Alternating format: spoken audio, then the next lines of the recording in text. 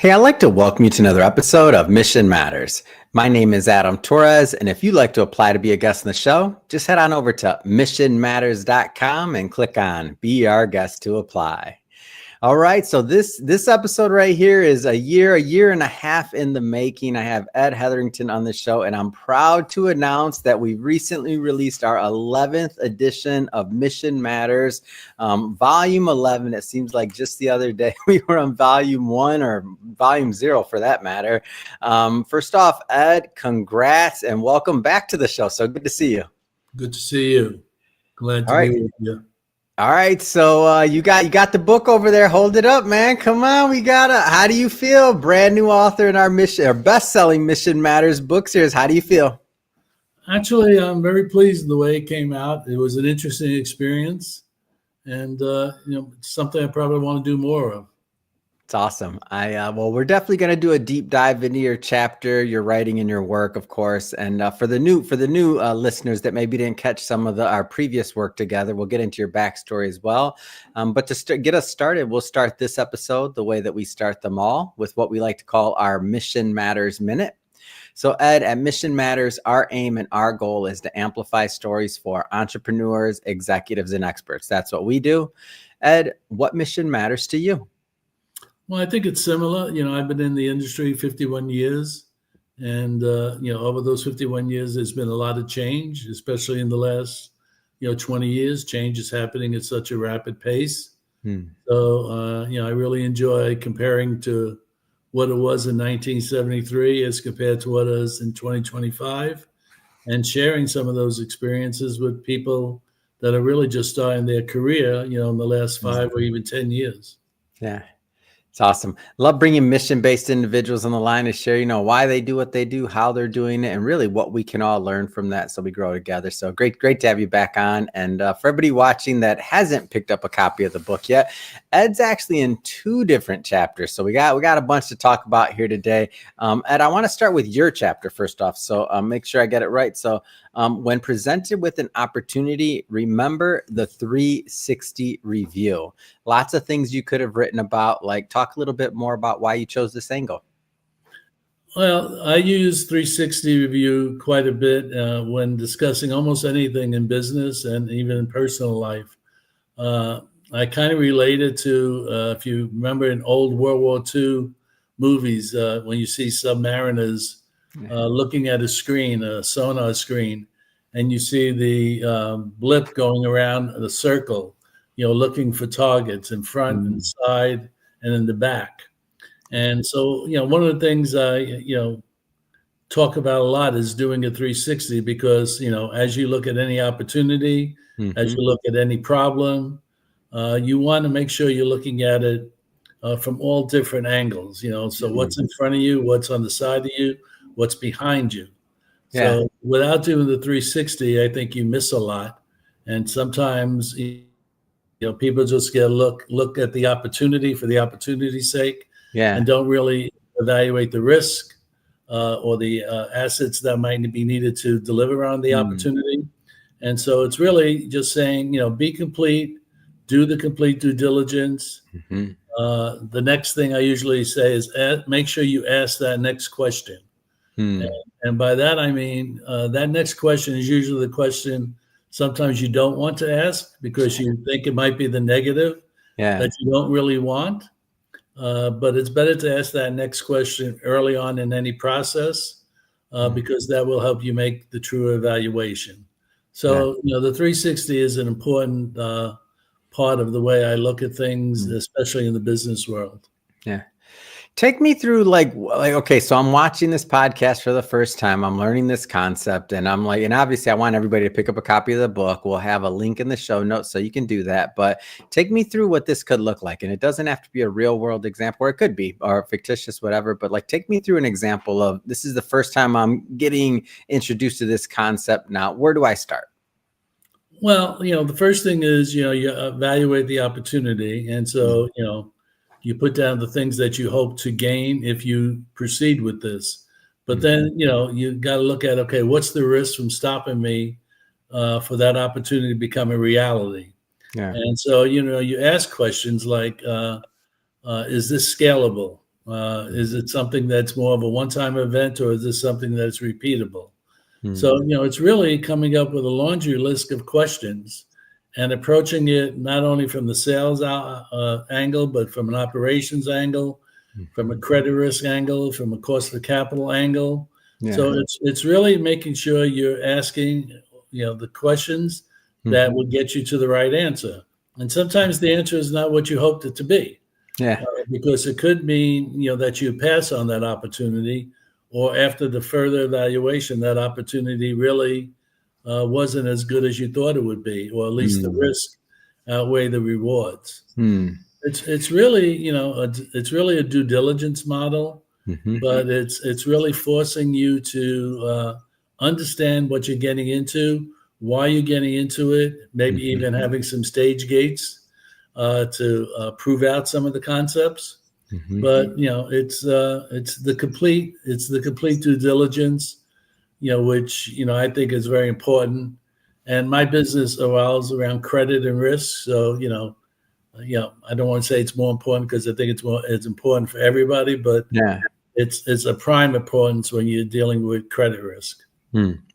So speaking about your business, let's go a little bit further into Hetherington Advisors, LLC. Maybe talk a little bit more about your work today.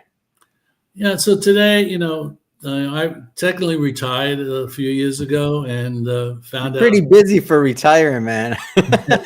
Well, I found out very quickly my golf game is terrible, and after 50 years, it's not going to get any better. I don't like woodworking. I don't like gardening.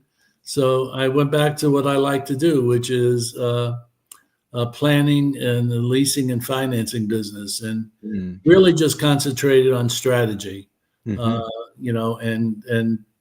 really pushing change. A lot of times the industry has been accused of not changing, quickly enough. And so, I want to use some of the experiences I had, but also embrace change. So, you would look at somebody, like myself, as somebody who, wouldn't embrace change. But one thing I learned, especially in business, if you don't like change, you're going to like irrelevance even less. So, so I'm a big believer in change, and I think change should come from experience also. So, that's really what, Hetherington Advisors does. And we work with finance companies, we work with manufacturers, we work with dealers, and helping them use financing to help sell equipment, help gain greater customer acceptance of their product, create a stickiness with their customers.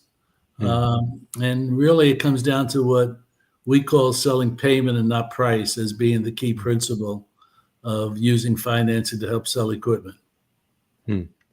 And what would you say to the I like to ask a pay it forward question when I can. So the next group of entrepreneurs that want to get into this business, or in general that want to get into the equipment side of things and leasing and financing. And I know when you shared some stories about how you originally, on our previous episode, how you originally got started way back when, I think tow truck or something. I'm a little hazy on the exact details, but how would you suggest that somebody new get started nowadays?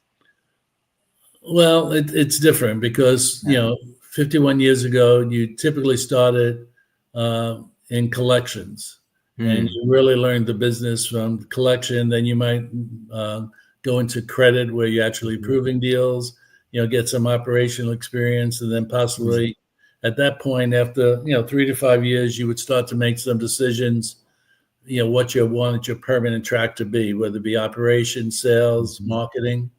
And so that gave us a great benefit, that, today we don't have, because today many people want to start, if not at the vice president level, at least at the vice president level. Yeah. And so they don't gain a lot of that early experience of why things happen. And so, today I would say the same thing, learn as much of the basics of the business. So even if you get into sales early on, learn about credit, learn about operation, learn about documentation, because the more complete person you could be in this world of financing of equipment, the better it's going to be for you, the better it's going to be for your customers, and the better it's going to be for the company that you represent, or in some cases, the company that you own. Yeah, it makes a lot of sense. And I like to think of it as, it's interesting that you bring up that VP side of things where people want to start with the marketing titles or otherwise. It's like the apprentice, the concept of apprenticeship. I feel like sometimes that's lost on us nowadays. And the idea that I remember when I started in finance, like, I started in the IRA department. I was filing, I was doing whatever I could do to learn. Right. And so like that's how it was started once upon a time. Now, I guess things are a little bit different, huh? Well, everybody wants to start, and start making money quickly, and and start being the bigger office, and all these things that really don't mean you're knowledgeable about what you do necessarily. Yeah. And so I have the greatest appreciation. As you alluded to how I started.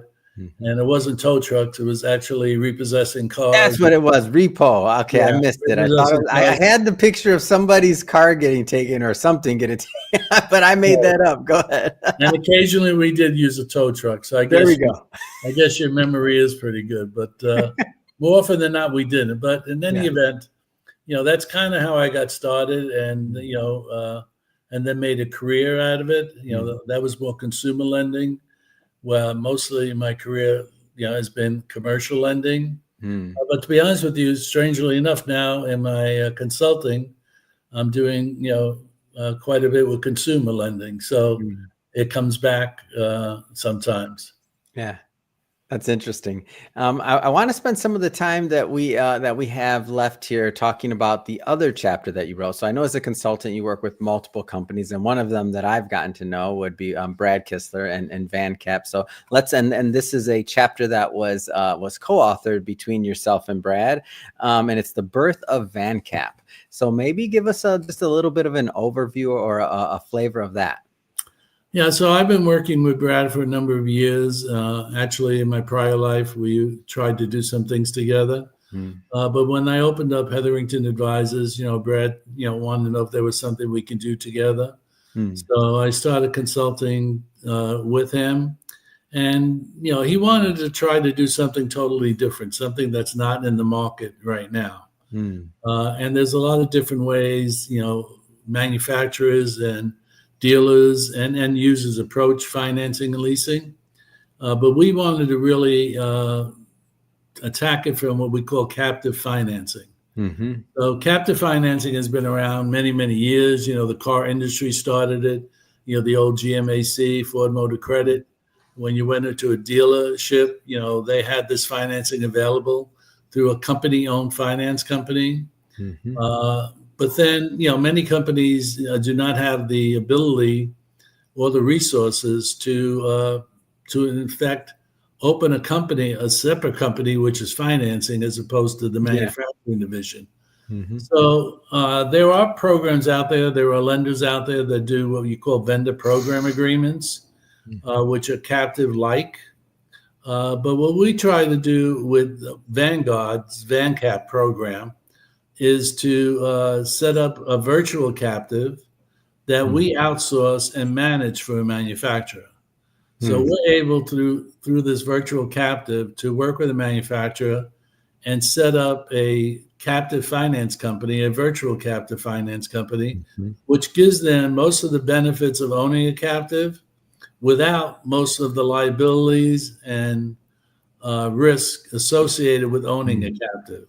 Yeah. So, and then we use our experience to help guide them through that maze, to start that, to appropriately use it in their sales merchandising, and then to also use the data that we gather, for future sales. So, the captive finance company is a great way to not only increase market share, but make sure you don't lose market share.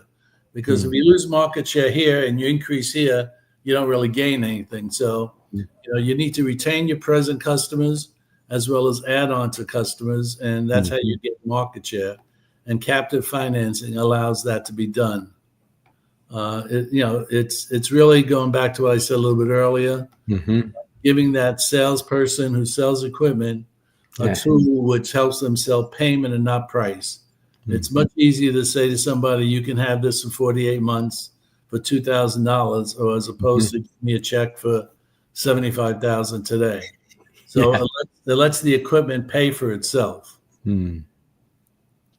What kind of, in the industry as a whole, I'm curious, Ed, because you've been doing this a long time. What kind of trends are you following? Like what gets you excited right now in the industry overall for equipment leasing and financing? Well, I think it's really what I would call life cycle management. So, as opposed to when I started in the business, it was very transactional.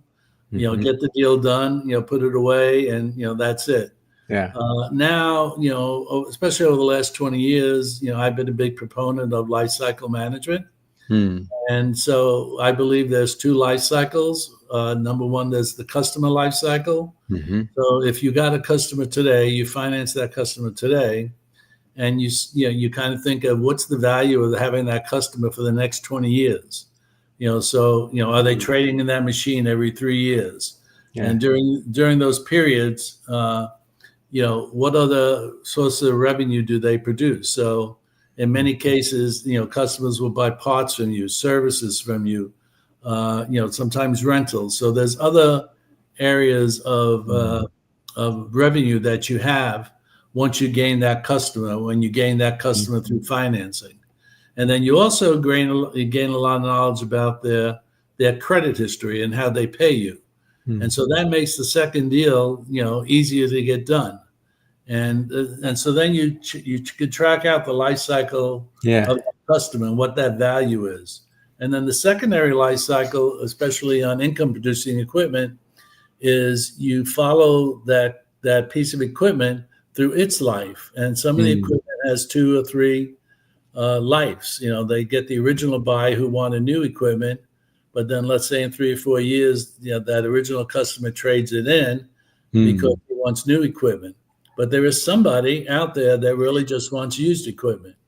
So, now if you track that and you finance that again, you have that value, but then you also have maybe even a higher percentage of incremental revenue from parts and services and things like that, because obviously used equipment would, need more parts and service.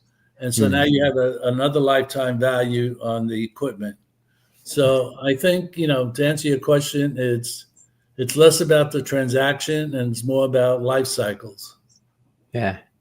Man, that's interesting when you bring the way you explain that and to be able to model that out. And then that all, correct me if I'm wrong, that all, backs into how these things are financed, like long term. Is that right? Like all that becomes knowledgeable, knowledge that you have, and how can you do it better, the next time around. And what you learned about that customer base or that industry base, because that allow you to do different structures. So I mean, some of the simple structures can be, skip payments during the winter months, where equipment might not be used if it's outside. Some other structures is, let's say 90-day deferral on first payment.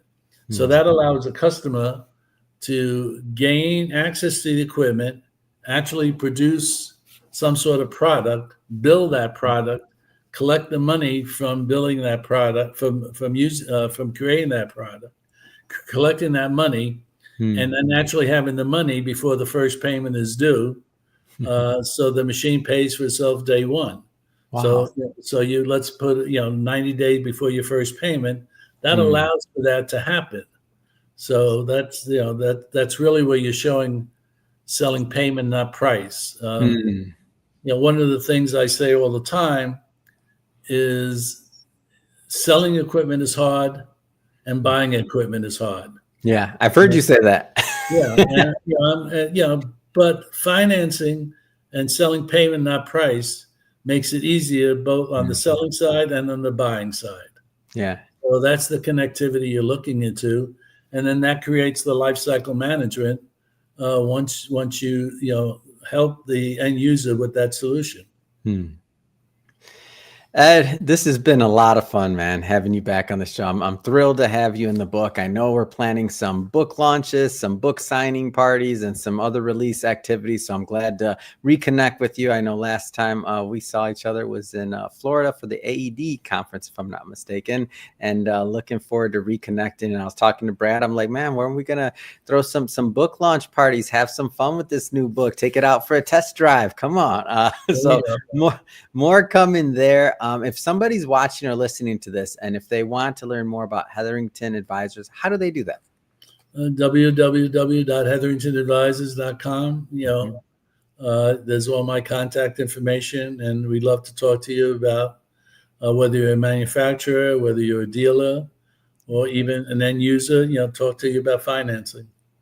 Wonderful. And for everybody watching, just so you know, we'll definitely put the links in the show notes so you can just click on the link and head right on over. And speaking of the audience, if this is your first time with Mission Matters and you haven't done it yet, hit that subscribe or follow button. This is a daily show. Each and every day, we're bringing you new content, new ideas, and hopefully new inspiration to help you along the way on your journey as well. And don't forget, grab a copy of the book so you can read all of Ed's writings and also the other authors we have in the book. So grab a copy of the book. The link to that will be in the show notes.